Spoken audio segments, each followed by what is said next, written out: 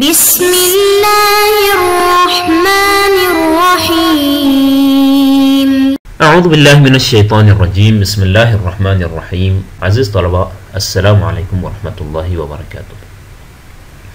کتاب کشف المراد فی شرح تجرید الاعتقاد کے حوالے سے ہماری گفتگو جاری ہے اور آج بحمدللہ آج ہمارا 41واں درس ہے، اور اس درس سے پہلے ہم نے رؤیت خداوندی کے حوالے سے متکلمین کے اقوال اور ان کے اختلافات پر بات شروع کی تھی، اور اس سے پہلے ہم نے جن جن آیات سے اور جن جن منابع حدیثی سے استفادہ کر کے متکلمین نے اپنے نظریے پر، اپنے آراء پر استدلال کیا ہے، اس کا ایک اجمالی خاکہ آپ کے ذہن میں پیش کیا۔ اب ہم اس درس میں آج ہم انشاءاللہ متکلمین نے جن جن آیات سے استدلال کیا ہے اور ان کا طرز استدلال بھی مختصراً اور اجمالاً آپ تک پہنچائیں گے۔ وہ کون سے ایسے آیات ہیں جن سے استدلال کر کے کہا جاتا ہے کہ اللہ تعالیٰ کی رؤیت ممکن ہے، اور ایسی کون سی آیات ہیں جن سے استفادہ کر کے متکلمین نے اللہ کی رؤیت کو محال سمجھا ہے، ان کی طرف ہم انشاءاللہ آج ہم اشارہ کریں گے۔ لہٰذا آج کے ہمارے درس کا موضوع ہوگا متکلمین کا اللہ تعالیٰ کی رؤیت پر اختلاف، اور اس اختلاف کے پیچھے جن آیات سے استدلال کیا ہے ان آیات کا ایک ہم اجمالی سا خاکہ پیش کریں گے۔ اچھا، جب آتے ہیں جن آیات سے اللہ تعالیٰ کی رؤیت جائز ہونے پر استدلال کیا جاتا ہے، اب ہم ان آیات کی طرف آئیں گے۔ اس سے پہلے ہم نے ایک جو ہے صرف ایک فہرست کے طور پر ہم نے ان آیات کا، آیت نمبر کا اور سورہ کا نام بتا دیا تھا کہ جہاں پر اس حوالے سے ڈسکشن ہوئی ہے۔ اب ہم ان آیات کی طرف جا کر ذرا دیکھتے ہیں کہ ان آیات کے ذریعے سے کیسے استدلال کیا گیا ہے، استدلال کی گئی ہیں۔ تو یہ مکتب کلامی میں سے، مکاتب کلامی میں سے ایک بہت بڑا مکتب جو ہے اس بات کا قائل ہے کہ اللہ تعالیٰ کی رؤیت جائز ہے۔ کچھ لوگ تو، کچھ مکاتب تو اس دنیا میں ہی انسان ہی اللہ تعالیٰ کی زیارت کر سکتا ہے، اس بات کے قائل ہیں کہ انسان کے لیے دنیا میں بھی پاسبل ہے کہ وہ اپنے اللہ کی زیارت کر لے، لیکن یہ بہت کم اس میں ہے، کوئی بہت بڑے مکاتب نہیں ہیں۔ البتہ مسلمانوں کا ایک بہت بڑا مکتب جو انشاءاللہ بعد میں آ کر آپ کو معلوم ہوگا، اس بات کو جائز سمجھتا ہے کہ اللہ تعالیٰ کی زیارت دنیا میں نہ صحیح لیکن قیامت میں جائز ہے۔ مومنین کے لیے، اہل جنت کے لیے اللہ تعالیٰ کی زیارت ہوگی، تو وہ اپنے اس مبنا پر استدلال کرتے ہیں وجوہ یومئذ ناظرہ الی ربہا ناظرہ۔ یہ اس آیت سے بڑی شدت سے جو ہے استدلال کرتے ہیں۔ جو لوگ قیامت میں اہل جنت کو اللہ تعالیٰ کی دیدار نصیب ہوگی، اس بات کا قائل ہے، وہ کہتے ہیں وجوہ یومئذ ناظرہ۔ اس دن یعنی قیامت کے دن جب جنت و جہنم کا فیصلہ ہوگا اور جو لوگ جنت میں جائیں گے، تو اس دن کچھ چہرے بڑے شاداب، بڑے کچھ یعنی خوش اور بڑے کھلکھلاتے ہوئے آپ کو نظر آئیں گے۔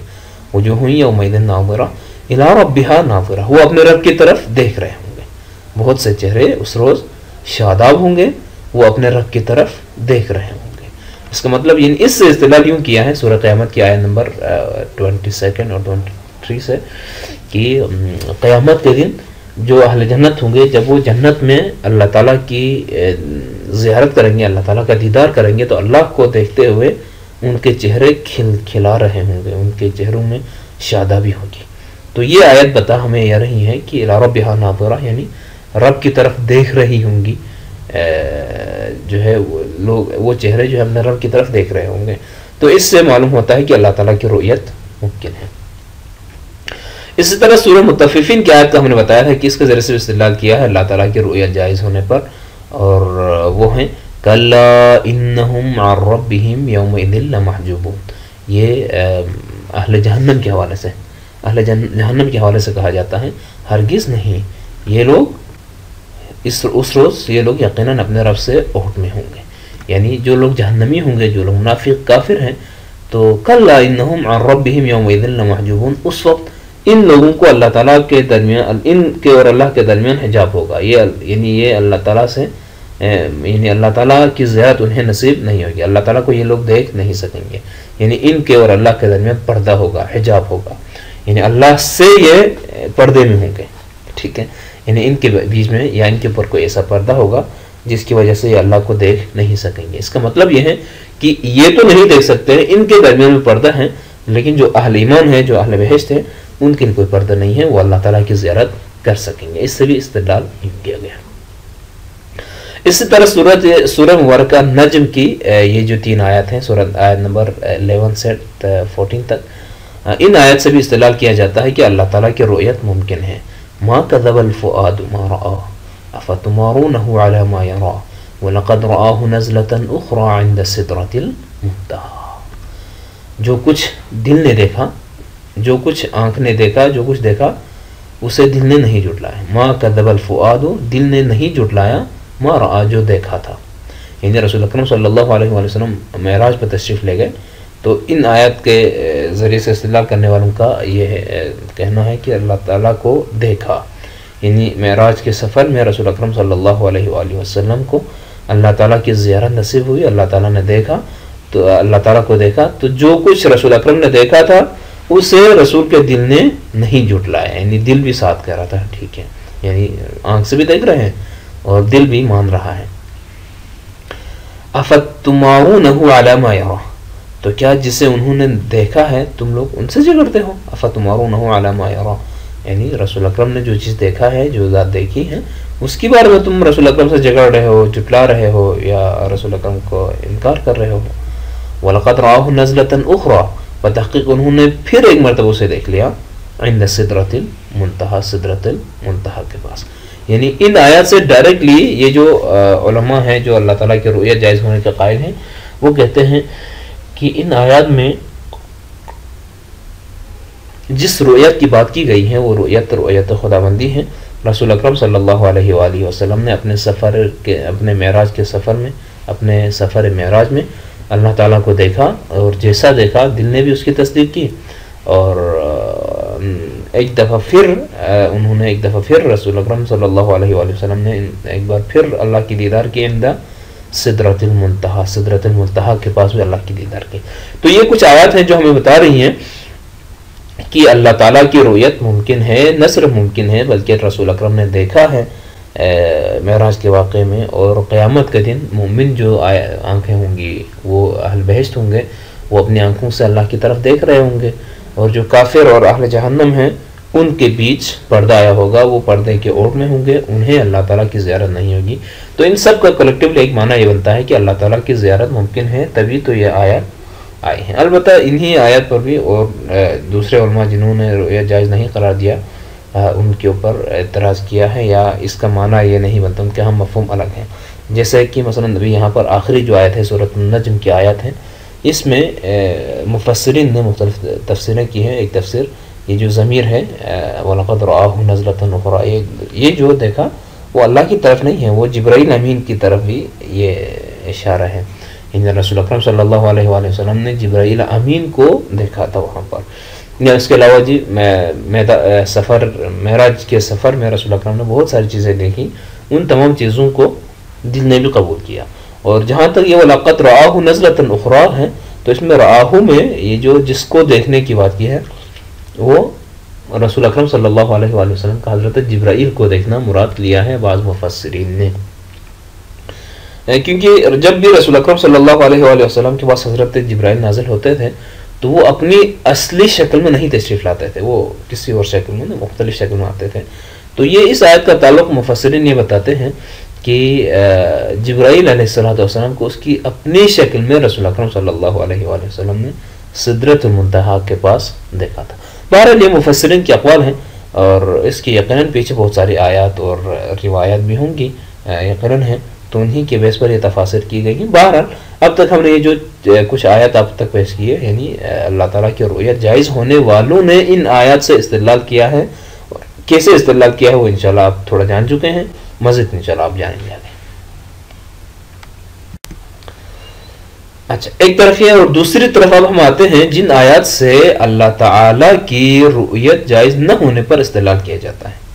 یعنی ہمارے پاس ایسی بھی آیات ہیں جو ہمیں یہ بتاتی ہیں کہ کسی طور پر بھی اللہ تعالیٰ کی رؤیت جائز نہیں ہے، اللہ تعالیٰ کو دیکھا جانا ممکن ہی نہیں ہے، اللہ تعالیٰ کی جو ہے زیارت محال ہے، ہو ہی نہیں سکتی ہے. تو یہ افراد بھی، اس قول کو اختیار کرنے والے بھی اللہ تعالیٰ کے کلام ہی سے استدلال کرتے ہیں، قرآن کریم ہی سے استدلال کرتے ہیں. وہ کہتے ہیں لا تدرکہ الابصار وہو یدرک الابصار وہو اللطیف الخبیر. سورۃ الانعام کی آیت نمبر 103 ہے. لا تدرکہ الابصار، اللہ تعالیٰ کی ذات وہ پاک ذات ہے کہ جسے نگاہیں پا نہیں سکتی، اسے درک نہیں کر سکتی. انسانی نگاہیں، ہماری جو آنکھ ہے، ہماری نگاہ ہے، ہماری نظر ہے، اسے درک نہیں کر سکتی ہے. وہ یدرک الابصار، جبکہ اللہ تعالیٰ ان نگاہوں کو پا لیتا ہے، درک کر لیتا ہے. اللہ تعالیٰ کے ادراک میں تو ہماری نظریں آتی ہیں، لیکن ہماری نظروں میں اللہ تعالیٰ کا ادراک نہیں آ سکتا ہے. وہ لطیف الخبیر، وہ بہت ہی باریک بین اور بڑا باخبر ہے. لطیف یعنی لطیف ایک ہم کہتے ہیں نا، یہ بہت بڑا پیارا لفظ ہے. مجھے اس لفظ سے بہت زیادہ مطلب مانوسیت ہے اور مجھے بہت پیارا لگتا ہے لطیف. لطیف یعنی نہایت ہی باریک بین اور نہایت ہی جو ہے لطیف چیز، نہایت ہی جو عام لوگوں کے سامنے نہیں آتی ہے، اسے ہم لطیف کہتے ہیں. مثلا آپ جہاں رہتے ہیں، ہمارے فضا میں بہت ساری لطیف اجزاء گھوم رہی ہیں، پھر رہی ہیں، لیکن ہمیں نظر نہیں. وہ اتنی چھوٹی ہیں، اتنی باریک ہیں کہ ہماری آنکھوں میں وہ یعنی آ نہیں سکتی. یہیں سے وہ جو کچھ فنون ہیں جس کو ہم فنون لطیفہ کہتے ہیں، تو ان کو فنون لطیفہ کہنے کی وجہ بھی یہی ہے. یہ فنون ایسے کوئی ماہرانہ فنون ہے جو ہر کوئی نہیں کر سکتا، ہر کسی کے بس کی بات نہیں ہے. کوئی انسان ایسا ہوتا ہے جس کے پاس یہ ہنر، یہ فن آتا ہے، تو اس لیے ان کو فنون لطیفہ کہا جاتا ہے کہ ہر انسان کے بس کی بات نہیں ہے. کہیں جا کر، صدیوں میں جا کر ایک علامہ اقبال جیسا بندہ پیدا ہوتا ہے جس کے پاس اتنی خوبصورت شاعری ہوتی ہے. تو ان کو کہتے ہیں فنون لطیفہ. لطیف لفظ یعنی ایک ایسا باریک بین ہے، بہت اہم، لیکن انتہا درجے کی نزاکت رکھنے والی چیز کو اور لطافت رکھنے والی چیز کو لطیف کہتے ہیں. اللہ تعالیٰ نہایت باریک بین ہے، اللہ تعالیٰ نہایت لطیف ہے، اور اسے ہم دیکھنا چاہیں تو دیکھ نہیں سکتے ہیں. اللہ تعالیٰ کی لطافت کی کوئی انتہا نہیں ہے، جس کی وجہ سے ہم جیسے محدود اور لمیٹڈ لوگ، ہماری نگاہیں لمیٹڈ، تو ہم اللہ کو نہیں دیکھ سکتے. یہ ایک آیت ہے جس کے ذریعے سے اللہ تعالیٰ کی رؤیت جائز نہ ہونے پر استدلال کیا گیا ہے، کہ اس میں ڈائریکٹ کہا گیا ہے کہ لا تدرک الابصار، اس سے ابصار، اس کی نظریں اور نگاہیں اس کو درک نہیں کر سکتی ہیں. وہ یدرک الابصار، جبکہ وہ خود ان ابصار کو، ان آنکھوں کو، ان نظروں کو دیکھ رہا ہے. ایک اور آیت جس سے اللہ تعالیٰ کی رؤیت جائز نہ ہونے پر استدلال کیا گیا ہے، وہ یہ وَإِذْ قُلْتُمْ يَا مُوسَى لَن نُؤْمِنَ لَكَ حَتَّى نَرَى اللَّهَ جَهْرَةً فَأَخَذَتْكُمُ الصَّاعِقَةُ وَأَنْتُمْ تَنظُرُونَ. سورہ مبارکہ بقرہ کی آیت نمبر 55. جب تم نے کہا اے موسیٰ، ہم آپ پر ہرگز یقین نہیں کریں گے جب تک ہم خدا کو علانیتاً نہ دیکھ لیں. اس پر بجلی نے تمہیں گرفت نہ لے لیا اور تم دیکھتے رہ گئے. اس آیت سے بھی استدلال کیا گیا ہے، جب بنی اسرائیل نے حضرت موسیٰ علیہ السلام سے ڈیمانڈ کیا، تقاضا کیا کہ یا موسیٰ، آپ جس رب پر، جس اللہ پر ایمان لانے کی بات کرتے ہیں، ہم اس اللہ پر ایمان ایسے نہیں لائیں گے جب تک آپ ہمیں اس اللہ کی زیارت نہ کرائیں، جب تک ہم اسے واضح طور پر اس خدا کو دیکھ نہ لیں، تب تک ہم اس پر ایمان نہیں لائیں گے. لن نؤمن لک، ہم آپ پر ہرگز یقین نہیں کریں گے، آپ پر ایمان نہیں لائیں گے. حتی نر اللہ جہرہ، یہاں تک کہ آپ اللہ ہمیں دکھائیں، ہم واضح طور پر اللہ کو دیکھنا چاہتے ہیں. جب ہم واضح طور پر اللہ کو دیکھیں گے تب جا کر ہم ایمان لائیں گے. تو ایسے میں کیا ہوا، یعنی یہ اللہ تعالیٰ کی رؤیت اتنی محال چیز تھی اور اتنا یعنی ناممکن کام تھا کہ اب ان کا کوئی جواب ملنے کے بجائے، ان کو جواب دینے کے بجائے کہا کہ فَأَخَذَتْكُمُ الصَّاعِقَةُ وَأَنْتُمْ تَنظُرُونَ. ایسے میں یعنی اتنا سوال، یہ اتنا نامعقول سوال تھا کہ اللہ کی رؤیت کے بغیر ہم ایمان نہیں لائیں گے. تو اللہ تعالیٰ نے ان کے اوپر بجلی نازل کی، بجلی چھوڑ دی، اور بجلی کی گرفت نے انہیں لے لیا اور یہ دیکھتے ہی رہ گئے. اس کا مطلب یہ ہے کہ اللہ تعالیٰ کی رؤیت ممکن ہی نہیں. اگر ممکن ہوتی تو بہت اچھا تھا. اگر یہ لوگ ایمان صرف اسی شرط کے ساتھ وہ تھا، اگر اللہ کی زیارت کے ساتھ وہ مشروط کر رہے تھے تو ٹھیک ہے. اگر ممکن ہوتی تو ایک جھلک اللہ کی زیارت کرا دیتے تاکہ یہ سارے لوگ ایمان کے دائرے میں آتے، تو کتنا اچھا ہوتا، کتنا بڑا ہوتا، کتنا بڑا فائدہ ہوتا دوسرے مسلمانوں کے لیے بھی، مومنوں کے لیے بھی، اور خود یہ ان کا بھی، ایک انسان کی ہدایت بھی بہت بڑی بات ہوتی ہے. لیکن اللہ تعالیٰ کی زیارت ایک امر ناممکن تھا، اور اس ناممکن امر کے تقاضا کرنے کی وجہ سے اللہ تعالیٰ نے ان کو آسمانی بجلی کے ذریعے سے تباہ کر دیا. یہ ہمیں بتاتا ہے کہ اللہ تعالیٰ کی رؤیت کسی صورت ممکن نہیں ہے. اس طرح بھی علماء نے اللہ تعالیٰ کی عدم رؤیت پر، رؤیت جائز نہ ہونے پر استدلال کیا ہے. اب ہم بڑھتے ہیں ایک اور آیت کی طرف.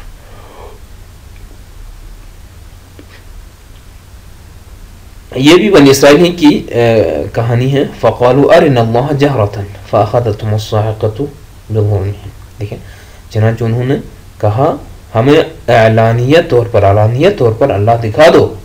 ان کی اس زیادتی کی وجہ سے انہیں بجلی نے آ لیا. دیکھیں اس کو ظلم قرار دیا ہے. یعنی اللہ تعالیٰ کی رؤیت کا ڈیمانڈ کرنا, اللہ تعالیٰ کی رؤیت کا تقاضا کرنا, یہ اتنا بڑا ظلم تھا, اتنا بڑا جرم تھا, اسے اللہ تعالیٰ نے ظلم قرار دیا. اور نہ صرف ظلم قرار دیا بلکہ اس سے ظلم کی بنا پر ان لوگوں کو تباہ بھی کر دیا. ان لوگوں کی جو ہے تباہی کا سامان بھی یہی ظلم بن گیا کہ وہ اللہ تعالیٰ کو جو ہے قابل دید اور قابل رؤیت شے سمجھتے تھے. جب رؤیت خداوندی کا ڈیمانڈ کیا تو ان کو ہی سرے سے ختم کر دیا. ان مذکورہ دو آیت میں, آخری دو آیتوں میں ہمیں معلوم ہوتا ہے کہ اللہ تعالیٰ کی رؤیت کا یہ جو ہے تقاضا کرنا بھی درست نہیں ہے, جی جائے کہ اللہ تعالیٰ کی رؤیت صحیح ہے. بہرحال علماء نے اس سے بھی استدلال کیا ہے. اسی طرح جن آیات سے اللہ تعالیٰ کی رؤیت جائز نہ ہونے پر استدلال کیا گیا ہے, ٹھیک ہے, اللہ تعالیٰ کی رؤیت کسی طور پر بھی جائز نہیں ہے, اس بات پر استدلال کیا گیا. ان آیات میں سے ایک آیت یہ بھی ہے, سورہ مبارکہ فرقان کی آیت نمبر 21. اس آیت سے بھی علماء نے اللہ تعالیٰ کی رؤیت جائز نہ ہونے پر استدلال کیا ہے. فرمایا بسم اللہ الرحمن الرحیم وقال الذين لا يرجون لقاءنا لولا انزل علينا الملائكة او نرى ربنا لقد استكبروا في انفسهم وعتوا عتوا كبيرا. جو لوگ ہماری ملاقات کی امید نہیں رکھتے وہ کہتے ہیں, یعنی وہ لوگ جو آخرت سے نا امید ہیں, کوئی آخرت کے کانسیپٹ کو نہیں مانتے ہیں, وہ جو ہے اسی دنیا کو سمجھتے ہیں, کوئی آخرت پر ایمان نہیں رکھتے, وہ کہتے ہیں ہم پر فرشتے کیوں نازل نہیں کیے گئے, یا ہم اپنے رب کو کیوں نہیں دیکھ لیتے. بھئی آپ بڑے دین کی بات کرتے ہیں یا رسول اللہ, آپ کہتے ہیں کہ آپ نبی ہیں, آپ رسول ہیں, اور آپ کہتے ہیں کوئی رب ہے, کوئی خدا ہے. اگر ایسا ہے تو ہم اس خدا کو دیکھ کیوں نہیں لیتے ہیں, ہم پر کوئی فرشتہ کیوں نہیں نازل کیا جو ہمیں بتا دیں کہ بھائی میں فرشتہ ہوں, میں اللہ کی طرف سے ہوں. ایسا کچھ بھی نہیں ہے, آپ تو ہمارے ساتھ چلتے پھرتے رہے ہیں, تو آپ کے کہنے پر ہم کیسے مانیں. فرماتا ہے اللہ تعالیٰ یہ لوگ اپنے خیال میں خود کو بہت بڑا سمجھ رہے ہیں, اتنے بڑے کہ ان پر فرشتے نازل ہیں, اتنے بڑے کہ یہ باقاعدہ اللہ تعالیٰ کے دربار میں جس طرح اپنے بادشاہ کو وہ سمجھتے ہیں ان کو مقربین میں سے قرار دیا جائے, اور بڑی حد تک سرکش ہو گئے ہیں. ٹھیک ہے, تو یہ بھی ایک آیت ہے, اس کے ذریعے سے بھی جو ہے استدلال کیا گیا ہے کہ اللہ تعالیٰ کی رؤیت جائز نہیں ہے. اللہ تعالیٰ نے ان لوگوں کو جو اللہ تعالیٰ کی رؤیت کا تقاضا کر رہے تھے کہ ہم پر کوئی فرشتہ کیوں نہیں نازل ہوتا, ہم اللہ کو, ہم اپنے رب کو دیکھ کیوں نہیں پاتے, کیوں نہیں دیکھ لیتے ہیں, اللہ تعالیٰ کی رؤیت کا تقاضا کرنے والوں کو کیا کہا, لقد استکبروا فی انفسہم, یہ لوگ اپنے آپ کو بہت بڑا سمجھنے لگے ہیں, بہت تکبر کرنے لگے ہیں, وعتوا عتوا کبیرا, اور یہ بہت ہی سرکش ہو گئے ہیں. یہ اللہ کی رؤیت کی بات کر رہے ہیں, یعنی اللہ تعالیٰ کی رؤیت کا تقاضا کرنے کو اللہ تعالیٰ نے ہی تکبر اور جو ہے سرکشی کا نام دیا. اس کا مطلب ہے کہ اللہ تعالیٰ کی رؤیت ممکن نہیں ہے. یہ بھی ایک آیت ہے جس سے علماء نے استدلال کیا ہے.